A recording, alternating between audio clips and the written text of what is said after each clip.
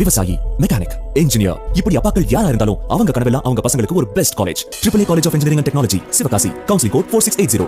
21st rank in Anna University, National Board of Accreditation, NAC with A grade ISO certified institution, best engineering college in Virudhunagar district. சட்டப்பேரவையில் முதலமைச்சர் மு.க. ஸ்டாலின் பேசி வருகிறார். அதனை நேரலையில் பார்க்கலாம். நான் மீண்டும் இந்த அவர்களை தமிழ்நாட்டைச் சார்ந்த இந்திய மீனவர்கள் என்று அழுத்தமாக சொல்ல வேண்டியதாக இருக்கிறது. கடல் நீர் ஏன் உப்பாக இருக்கிறது? கடல் கடந்து போன தமிழனின் கண்ணீரால்னு பேரறிஞர் அண்ணா சொன்னார். கடல் நீர் இன்று ஏன் சிவப்பாக இருக்கிறது? தமிழ்நாட்டு மீனவர் சிந்தி ரத்தத்தால்னு சொல்ல வேண்டிய கவலையான நிலைமையில்தான் நாம நின்று கொண்டிருக்கிறோம். ஒன்றியத்தில் பாஜக ஆட்சி அமைஞ்சா ஒரு மீனவர் கூட கைது செய்யப்பட மாட்டார்னு 2014 நாடாளுமன்ற தேர்தலுக்கு முன்னாடி மாண்புமிகு நரேந்திர மோடி அவர்கள் சொன்னார்கள். ஆனாலும் இந்த தாக்குதல் தொடர்ந்துட்டு தான் இருக்கு. இலங்கையில சில மாதங்களுக்கு முன்னாடி ஆட்சி மாற்றம் நடந்திருக்கு. ஏற்கனவே இருந்தவங்க தோற்று புதியவர்கள் ஆட்சிக்கு வந்திருக்கிறாங்க. ஆனாலும் தமிழ்நாட்டு மீனவர் நிலைமை மாறல. மீனவர் மீதான தாக்குதல் ஓயல. பாரம்பரிய மீன்பிடி உரிமை கொண்ட நம் மீனவர்கள் மீன்பிடிக்க செல்லும் போது தொடர்ந்து சிறைபிடிக்கப்படுறாங்க. படகுகள் இலங்கை அரசாங்கத்தால் பறிமுதல் செய்யப்பட்டு வருது. மார்ச் 27 அன்று நாடாளுமன்ற மாநிலங்களவையில் ஒன்றிய வெளியுறவுத்துறை அமைச்சர் மாண்புமிகு ஜெய்சங்கர் அவர்கள் 97 இந்திய மீனவர்கள் சிறையில் இருக்காங்கன்னு ஒரு புள்ளி விவரத்தை கொடுத்திருக்கிறார். அதுல 11 பேரை கடந்த 27ஆம் தேதி இலங்கை கடற்படை கைது செஞ்சிருக்கு. கடந்த 2024ஆம் ஆண்டு மட்டும் 530 மீனவர்கள் இலங்கை கடற்படையால் கைது செய்யப்பட்டிருக்காங்க. அமைச்சர் சொன்ன கணக்குப்படி பார்த்தீங்கன்னா ஒரு நாளைக்கு 2 மீனவர்களை கைது செஞ்சிருக்கிறாங்க. எல்லை தாண்டி வந்தாங்கன்னு சொல்லி அவங்களுக்கு அதிகபட்ச சிறை தண்டனை விதிக்கப்படுது அல்லது அதிகபட்ச அபராதம் விதிக்கப்படுது. அண்டை நாடா இருந்துகிட்டு இந்திய மீனவர்கள் மேல எந்த விதமான இரக்கமும் இல்லாம நம்ம மீனவர்களுடைய வாழ்வாதாரத்தை நசுக்கிற விதமா, ஏன் அடியோடு பறிக்கிற விதமா இலங்கை கடற்படையினரும் இலங்கை அரசு நடந்துக்குது. அது நமக்கு எல்லாம் மிகுந்த கவலை அளிக்குது, கண்டிக்கத்தக்கது. இதனை ஒன்றிய பாஜக அரசு தடுத்து நிறுத்தணும்.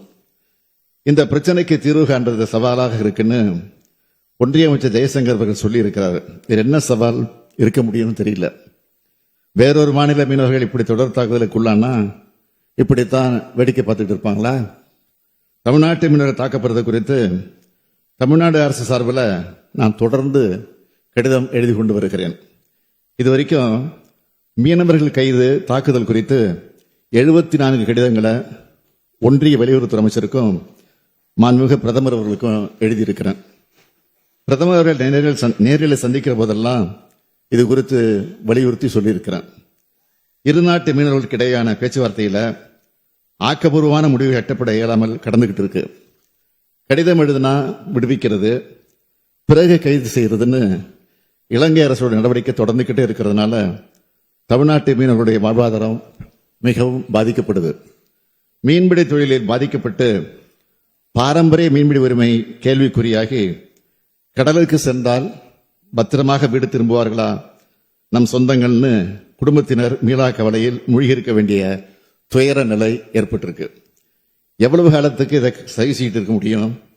இது போன்ற சிக்கலுக்கு நிரந்தர தீர்வு காண கச்சத்தீவு மீட்பே மிக சரியான வழி என்பதை இம்மாவட்டத்தின் வாயிலாக மீண்டும் வலியுறுத்திட விரும்புகிறேன். மாண்புமிகு பேரவைத் தலைவர் அவர்களே, கச்சத்தீவு விவகாரத்தை பொறுத்த வரைக்கும் கச்சத்தீவை மாநில அரசு தான் இலங்கைக்கு அளித்தது என்பது போல ஒரு தவறான தகவலை பரப்பி அரசியல் செய்வது அரசியல் கட்சிகளுக்கு வழக்கமாகிவிட்டது. ஆனால் அரசியல் ஆதாயத்துக்காக கட்சிகள் செய்யும் அதே தவிர ஒன்றிய அரசு செய்வது வருந்தத்தக்கது, ஏற்க முடியாதது. கச்சத்தீவை பொறுத்த வரைக்கும் அந்த தீவை கொடுத்து ஒப்பந்தம் போட்ட போதே முதலமைச்சராக இருந்த கலைஞர் அவர்கள் கடுமையாக எதிர்த்தார்கள். தமிழ்நாட்டு மக்கள் அதை விரும்ப மாட்டாங்கன்னு எடுத்து சொல்லியிருக்கிறார். கச்சத்தீவு இலங்கைக்கு அளிக்கப்படக்கூடாதுன்னு அழுத்த நிறுத்தமாக வாதிட்டு இருக்கிறார். அன்றைக்கு இருந்த திமுக எம்பிக்கள் இரா செழியன், SS மாரிசாமி ஆகியோர் நாடாளுமன்றத்திலே கடுமையாக எதிர்த்திருக்கிறாங்க. அதையும் மீறி கச்சத்தீவு ஒப்பந்தம் 28/6/1974 அன்று கையெழுத்தானவுடன் மறுநாளே, அதாவது 29/6/1974 அன்று அனைத்து கட்சி கூட்டத்தை தலைமை செயலகத்தில் கூட்டி இதை கண்டித்து தீர்மானம் நிறைவேற்றி அன்றைய தினமே பிரதமருக்கும் கடிதம் எழுதினார். அந்த கடிதத்தில் I am constrained to express our deep disappointment over the recent Indo-Sri Lanka agreement குறிப்பிட்டிருக்கிறார். தமிழ்நாடு அரசின் தமிழ்நாட்டு மக்களின் எதிர்ப்பை பிரதமருக்கு தெரிவிச்சிருக்கிறத இங்கே நான் சுட்டிக்காட்ட விரும்புகிறேன். அப்பவே 21/8/1974 அன்று இந்தியாவுக்கு சொந்தமானதும் தமிழ்நாட்டுக்கு நெருங்கிய உரிமைகள் கொண்டதுமான கச்சத்தீவு பிரச்சனையில் மத்திய அரசு எடுத்துள்ள முடிவு பற்றி இந்த பேரவை தனது ஆழ்ந்த வருத்தத்தை தெரிவித்துக் கொள்கிறது.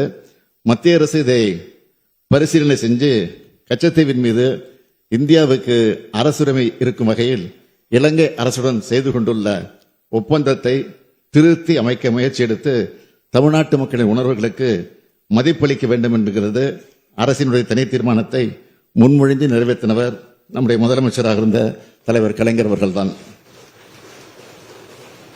கச்சத்தீவை மீட்கவும் கச்சத்தீவில் இருக்கிற இந்திய மீனவர்களுடைய பாரம்பரிய மீன்பிடி உரிமையை நிலைநாட்டவும் தொடர்ந்து பல்வேறு முயற்சிகளை திராவிட முன்னேற்ற கழக அரசு எடுத்து வந்திருக்கு.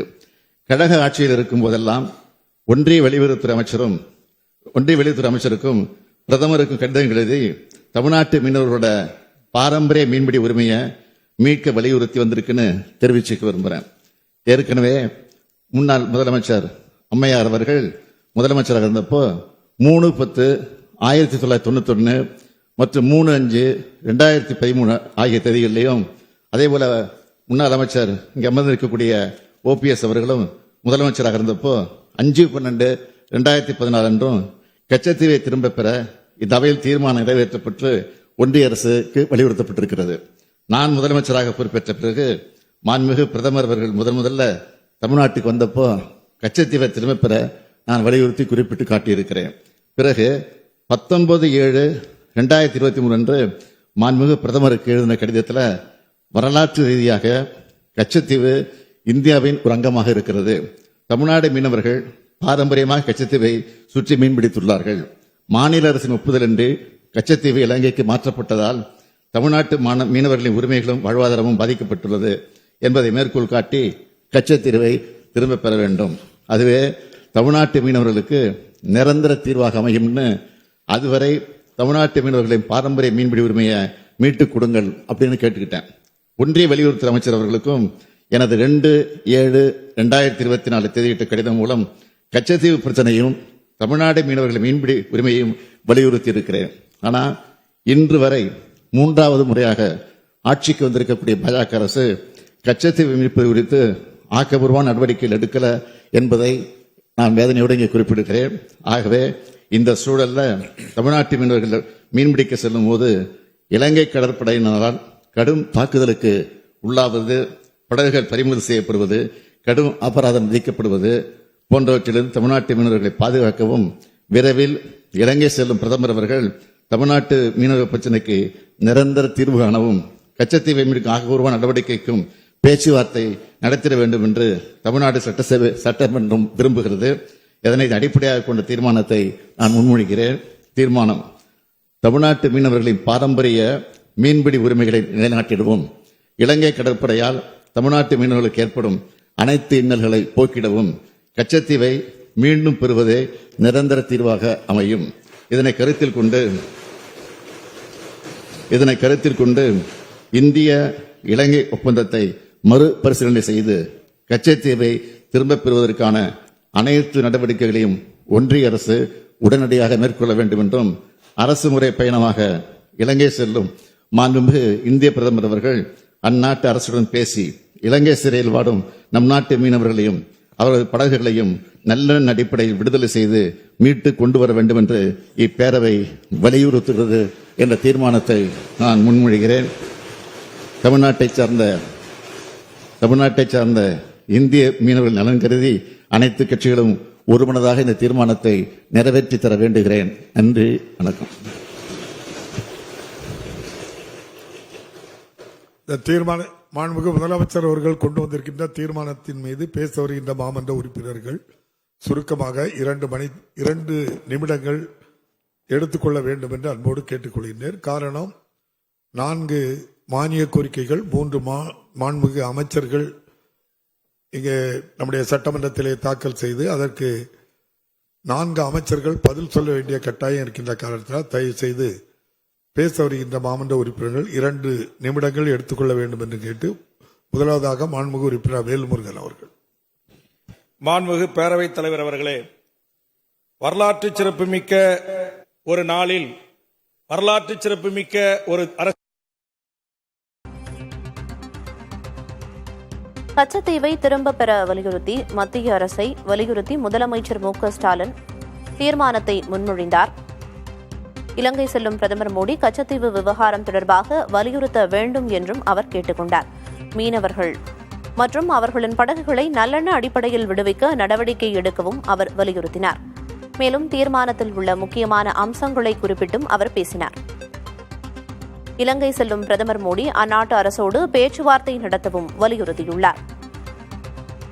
விவசாயி, மெக்கானிக், இன்ஜினியர், இப்படி அப்பாக்கள் யாரா இருந்தாலும் அவங்க கனவெல்லாம் அவங்க பசங்களுக்கு ஒரு best college. AAA college of engineering and technology, Sivakasi. Counselling code 4680. 21st rank in Anna University, National Board of Accreditation, NAC with A grade ISO certified institution, best engineering college in Virudhunagar district.